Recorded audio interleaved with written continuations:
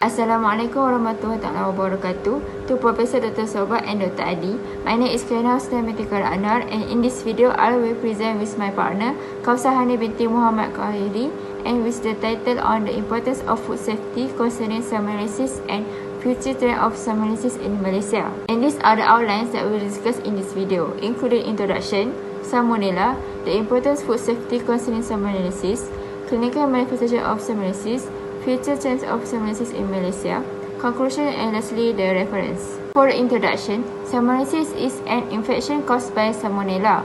The Salmonella bacteria typically live in animals including birds and human intestine and are shed through feces. Humans become infected most frequently through contaminated water or food. The high-risk foods that may be contaminated with Salmonella are eggs, milk, meat, and poultry. In Europe, it has been reported that Salmonella and Campylobacter are the most common bacteria that cause food poisoning, and these are the listed Salmonella cerevisiae that infected to illness and death. And the infection might spread through a variety of means, including poor hand washing, cross-contamination, undercooking food, and others. Salmonella infection is usually caused by eating raw or undercooked meat, poultry, egg, or egg products. The incubation period ranges from several hours to 2 days, and most Salmonella infection can be classified as stomach flu or gastroenteritis, and below are the possible symptoms like nausea, vomiting, abdominal cramps, diarrhea, fever, chill, and headache. And most people infected with Salmonella will begin to develop symptoms 12 to 70 hours after infection. The illness usually lasts 4 to 7 days, and most people recover without treatment. Salmonella bacteria is a gram-negative motile hydrogen sulfide producing acid-labile facultative intracellular microbe that causes gastroenteritis in humans and animals around the world. Salmonella can be divided into two types, which are Salmonella enterica and Salmonella mugari. More than 2,500 serovirus of Salmonella enterica are divided into 6 subspecies. Salmonella is a facultative anaerobic bacteria in the family Enterobrachiaceae. It can grow fine under both aerobic and anaerobic environments. And most Salmonella thrive at temperature ranging from 5 degrees Celsius to 47 degrees Celsius, with 37 degrees Celsius being the ideal temperature for Salmonella multiplication, while the temperature for killing Salmonella is above 65 degrees Celsius. Salmonella is a common pathogenic bacteria that is usually associated with a variety of foods. Eggs and raw egg products are one of the most common sources of foodborne salmonellosis. Salmonella serotype and these outbreaks have been linked to the ingestion of raw and undercooked eggs on numerous occasions. Fresh fruit and vegetables also are a major source of food in the spread of Salmonella. And moreover, Salmonella is also known to arise in low moisture foods. Salmonella also infected processed foods. Example are Salmonella coli in ready-to-eat salad meats and Salmonella enterica in cold ready-to-eat poultry meat items have both been related to salmonellosis outbreaks. In general, salmonellosis caused by the eating of Salmonella contaminated foods. Gastroenteritis and stomach pain are some of the symptoms. According to annual statistics from the Centers for Disease Control and Prevention, salmonellosis has been the top cause of foodborne fatality for the past half-century. And human salmonellosis is also linked to the ingestion of infected goods such as meat, poultry, eggs, milk, shellfish, and fresh produce in about 95% of cases.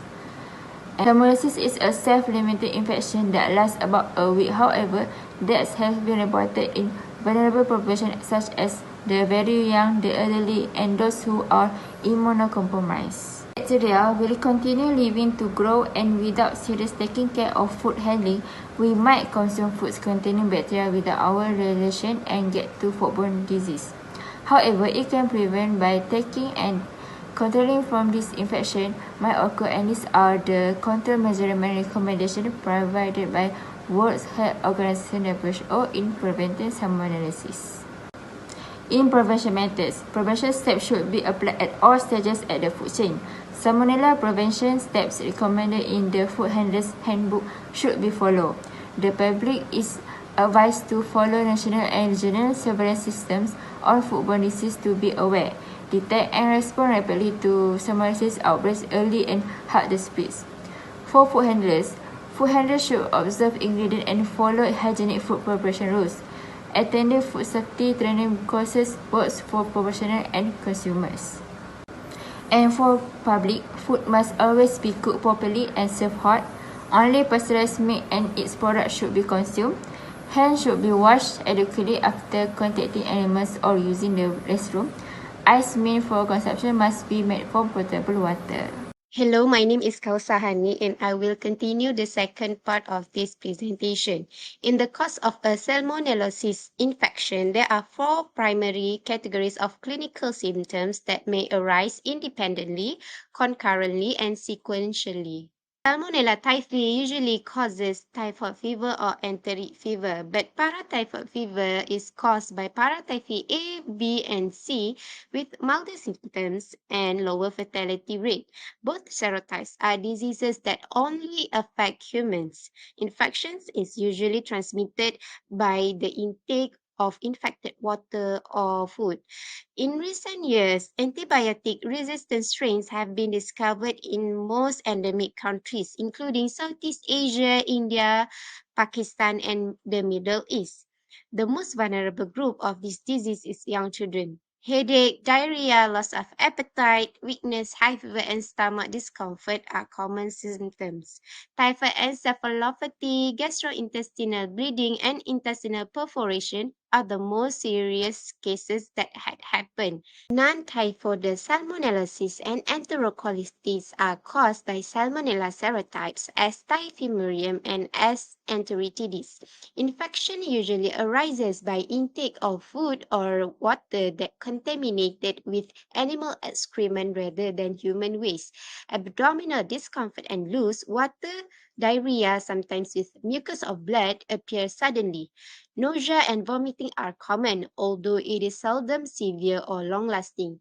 Dehydration may cause hypotension, cramping, oliguria, and uremia in extreme conditions. Infants and people aged 60 years old and above are likely to have more severe symptoms. Lastly, salmonella infection with other underlying illnesses are frequently more severe and lethal. S. enterica may cause a condition defined by a persistent fever and a positive blood culture after the bacteria get past the intestinal barrier and enter the bloodstream. In many cases, the primary signs and symptoms are high-pitched fever, followed by rigorous discomfort, sweat, weight loss, and anorexia.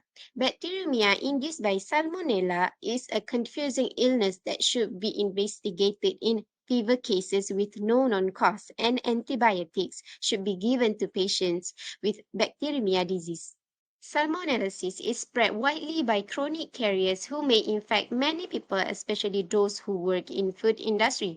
There is no information on the factors contributing to the chronic carrier condition. During an acute sickness, S. typhi is excreted in the urine for a short time. After that, S. typhi discharge in the feces is typical and may last for weeks or months. About 3% of typhoid cases develop into long-term intestinal disorders. It is more prevalent in women and elderly that connected with gallbladder disease. Next is trends of salmonellosis in Malaysia. Due to the ideal temperature and conditions for moisture, Malaysia is one of the nations with the highest rate of foodborne illness. Salmonella may infiltrate the food chain at any step, including animal feed, food manufacturing, processing, and retailing, followed by catering and home cooking. It is reported that Salmonella species in 44% of chicken gizzard, 39% of chicken portions, and 35% of chicken liver in Malaysia. The states of East Malaysia and East Coast of the Peninsula are endemic areas for typhoid fever in Malaysia. Over the last several years, typhoid fever patterns in Malaysia have shifted. Between 2000 and 2016, the incidence of typhoid fever in Malaysia was reported to have dropped below 1 per 100,000 population. The figure shows the rate of incidence of typhoid fever in Malaysia And the incident rate is generally decreasing across the years and only a slight increase in 2015, but it decreases back the next year and even lower than 2014. In 2020, Kelantan has recorded 14 typhoid cases, but it decreases back to 4 cases in 2021. A study in Kelantan has found that those who purchase food from stalls, consume packaged rice that has not been heated, eat food from night markets, and eat uncooked food at higher risk of typhoid disease. It also has been shown that the person who have unclean kitchen and use little soap has higher chance of contracting typhoid fever.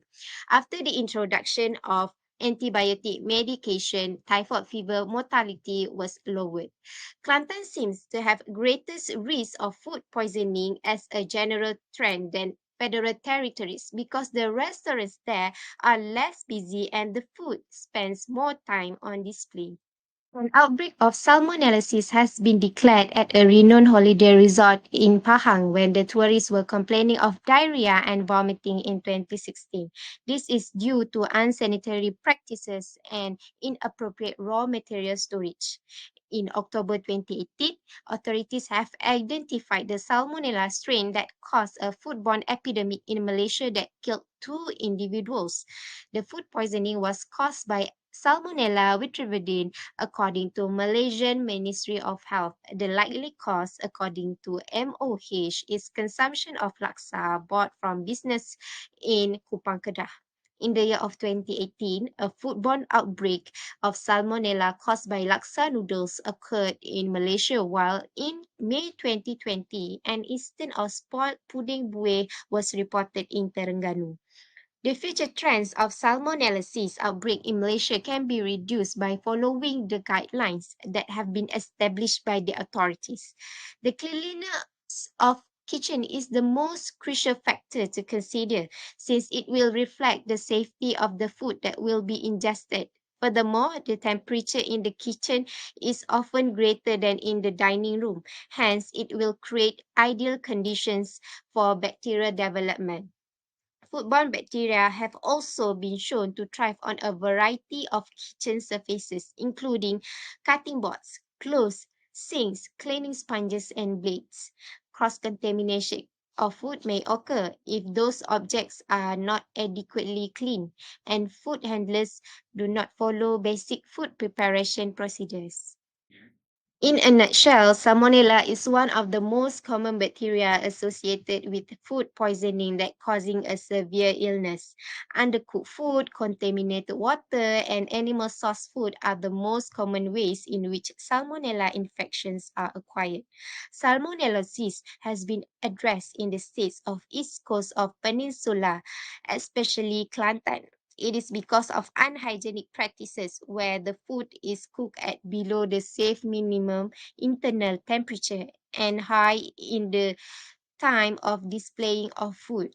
This infection can lead to a serious case such as death. Fortunately, mortality of typhoid fever can be reduced by antibiotic medication. Lastly, a good food hygiene practice can prevent food contamination from beginning to end and also from production to consumption of consumer. That's all from us. Thank you for watching.